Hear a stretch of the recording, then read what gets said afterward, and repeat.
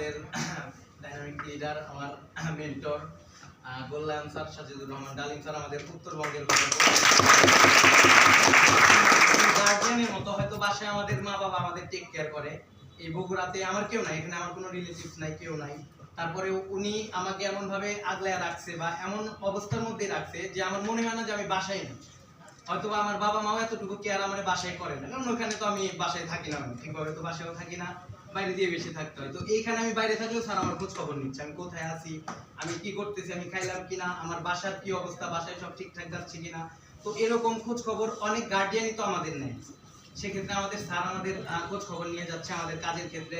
হয়তো অনেক কাজে আমরা মানে হতাশ হচ্ছি, কাজ করতে যাই কাজটা করতে পারতেছি না, অনেক কথা শুনতে হচ্ছে, সেক্ষেত্রে আমরা হতাশ হওয়ার কোনো সুযোগ নেই। আমাদের স্যার আমাদের প্রতিনিয়ত আমাদের তার মোটিভেশনাল কথা বা মোটিভেট করে যাচ্ছে, তার মতো করে সে আমাদের শিক্ষা দিয়ে যাচ্ছে, সে নিজেও শিখতেছে, আমাদেরকেও শিখিয়ে যাচ্ছে। সেক্ষেত্রে সে তার গুরুকে যেভাবে সম্মান করতেছে, আমরাও চাই আমরা সেই শিক্ষাগুলোকে আমরা এইভাবে পথে আমরা হাঁটবো। সে আমাদের জন্য যে মানে প্ল্যানিং গুলো করতেছে, এই প্ল্যানিং গুলো অবশ্যই আমাদের ভবিষ্যতের জন্য কার্যকর, অবশ্যই আমাদের জন্য সুফল বয়ে আনবে।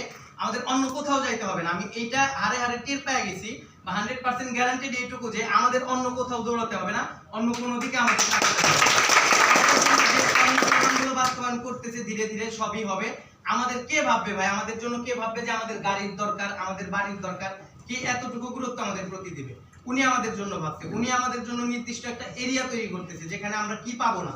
আমাদের শপিং, আমাদের জামা কাপড় থেকে শুরু করে আমাদের চুল কাটার ব্যবস্থা, আমাদের নখ কাটার ব্যবস্থা পর্যন্ত উনি আমাদের করে দিয়ে যাচ্ছে। তো আমি এইটুকুই বলবো, মহান আল্লাহ তাআলা ওনাকে আরো হায়াত দান করুক, উনি আমাদের মাঝে আরো অনেক বছর বেঁচে থাকুক ইনশাআল্লাহ। তার সুস্থতা কামনা করে আমি আমার সংক্ষিপ্ত বর্ণনা, সংক্ষিপ্ত শেয়ারিং শেষ করছি। সবাই আমার জন্য দোয়া করবেন। আসসালামু আলাইকুম।